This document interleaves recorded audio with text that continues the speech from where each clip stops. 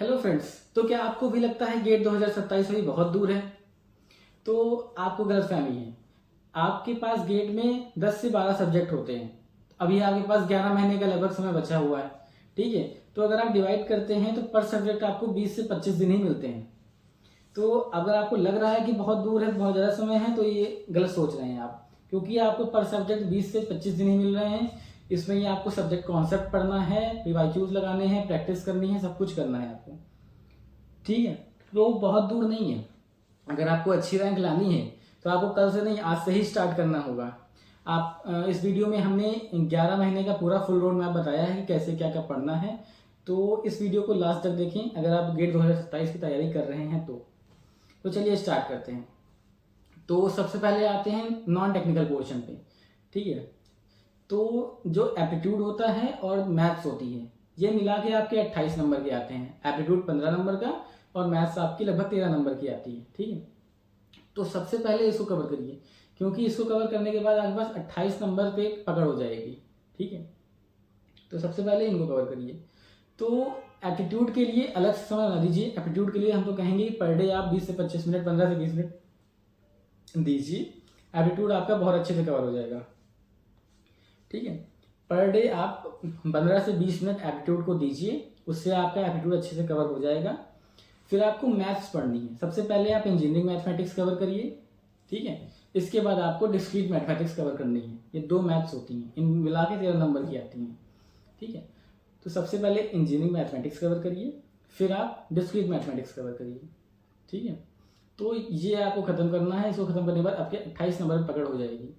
अब आते हैं टेक्निकल पोर्शन पे। तो टेक्निकल पोर्शन पे सबसे पहले आप डीएसए से स्टार्ट करिए, सी लैंग्वेज और डीएसए, फिर एल्गोरिथम पढ़िए।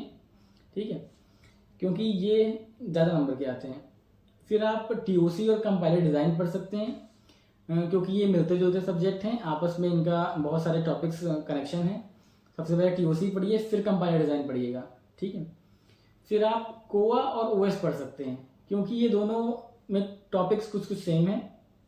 कोआ कंप्यूटर के आर्किटेक्चर के बारे में बताता है और जो ओएस होता है वो ओएस कैसे काम करता है इसके बारे में बताता है। ठीक है, तो इसमें कुछ टॉपिक्स सेम भी हैं, तो आप पहले कोआ और ओएस पढ़िए। ठीक है, फिर आप डीवीएमएस पढ़ सकते हैं। डीवीएमएस आपको थोड़ा सा टफ लग सकता है, क्योंकि उसमें ट्रांजैक्शन, क्वेरीज वगैरह हैं, लेकिन फोकस तक पढ़ेंगे और प्रैक्टिस करेंगे तो आपको बहुत आसान लगेगा। ठीक है, फिर आप डिजिटल लॉजिक पढ़ सकते हैं। डिजिटल लॉजिक में कुछ नहीं, लॉजिक का खेल है, अगर आप दिमाग लगा ले गए तो आपको बहुत आसान लगेगा। फिर आप कंप्यूटर नेटवर्क, कंप्यूटर नेटवर्क को सबसे लास्ट में रखिए, क्योंकि ये बहुत बड़ा सब्जेक्ट है। ठीक है, तो इसको मैं कहूँगा सबसे लास्ट में ही रखिए कंप्यूटर नेटवर्क को, उससे पहले आप सारे सब्जेक्ट कवर कर लीजिए। ठीक है, तो इंजीनियरिंग मैथमेटिक्स, फिर डिस्क्रीट मैथमेटिक्स, उसके बाद आपको डीएसए एल्गोरिथम, फिर आपको टीओसी कंपाइलर डिज़ाइन, फिर आपका कोआ ओएस, फिर डीवीएमएस, फिर डिजिटल लॉजिक, फिर आपको सीएन पढ़ना है। ठीक है, तो इस ऑर्डर में आप सब्जेक्ट पढ़िए। ये मैंने वेटेज के हिसाब से बताया है सब्जेक्ट्स के। ठीक है, और अगर आपने बैच लिया है, कोई किसी भी एजुकेशन चैनल का बैच लिया है आपने, पीडब्ल्यू, अनअकैडमी वगैरह का, तो उसमें तो आपको उनके हिसाब से ही पढ़ना पड़ेगा। अगर आप कुछ रिकॉर्डेड लेक्चर्स भी होते हैं वो आप वेटेज के हिसाब से देख सकते हैं, मैंने जो अभी बताया। वरना आपको जब वो लाइव पढ़ाएंगे उनके हिसाब से ही पढ़ना होगा, तो आप उनके हिसाब से ही पढ़िए। ठीक है, और रिवीजन करते रहिए। ठीक है, रिवीजन को लास्ट में ना छोड़िएगा। ठीक, सबसे इम्पोर्टेंट बात है कि आप पढ़ाई सब्जेक्ट कॉन्सेप्ट समझते समझते उनका रिवीजन भी करते रहिए। ठीक है, वीकली बेसिस पे, मंथली बेसिस पे रिवीजन करना बहुत जरूरी है। अगर रिवीजन को आप लास्ट में छोड़ देंगे कि पहले सब पढ़ लेते हैं उसके बाद रिवीजन करेंगे, तो आपको बहुत दिक्कत होगी लास्ट में। तो आप पढ़ते जाइए और वीकली और मंथली बेसिस पे रिवीजन करते जाइए। जैसे मान लिया आपका एक सब्जेक्ट खत्म हुआ, ठीक है, फिर उस सब्जेक्ट का पूरा रिवीजन कर लिया, फिर उसके पीवाईक्यूज लगा लिए, क्वेश्चन सॉल्व कर लिए, फिर आप नेक्स्ट सब्जेक्ट पे पढ़ें। ठीक है, ये नहीं कि पढ़ लिया नेक्स्ट सब्जेक्ट स्टार्ट कर दिया, ऐसा नहीं करना है। एक सब्जेक्ट को पढ़िए, उसको पूरा रिवाइज करिए, उसके पीवाईक्यूज लगाइए, क्वेश्चंस लगाइए, उसके बाद ही आप नेक्स्ट सब्जेक्ट पे आइए।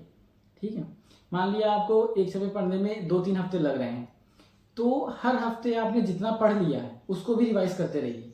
ठीक है, तो ऐसे क्या होगा कि आपके दिमाग में वो चीज़ घूमती रहेगी, तो आप जब दोबारा रिवाइज करेंगे ठीक है। तो आपको ज़्यादा मेहनत नहीं करनी होगी, आप देखेंगे बस अरे ये हमने पढ़ा तो याद आ गया, तो ऐसे आपको याद आता रहेगा। ठीक है, तो वीकली बेसिस पे भी रिवाइज करते रहिए, सब्जेक्ट खत्म हो जाए फिर आपको सब्जेक्ट रिवीजन करना है, PYQs लगाने हैं, फिर आगे बढ़ना है।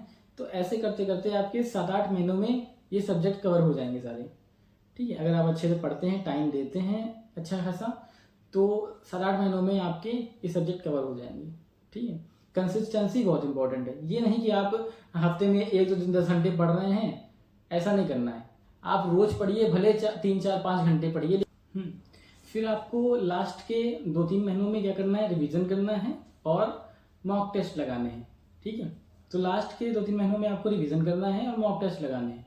ज़्यादा से ज़्यादा मॉक टेस्ट दीजिए, उनको एनालाइज करिए, अपनी गलती ढूंढिए और उसमें सुधार करिए, फिर मॉक टेस्ट दीजिए।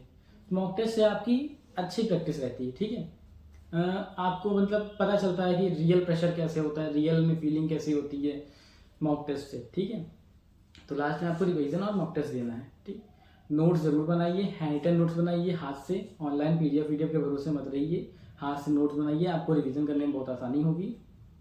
तो ये था पूरा फुल रोड मैप। आपको 7-8 महीनों में सब्जेक्ट कवर करना है, फिर आपको रिवीजन और मॉक टेस्ट लगाने हैं, नोट्स आपको जरूर बनाना है, रिवीजन साथ साथ करते रहना है।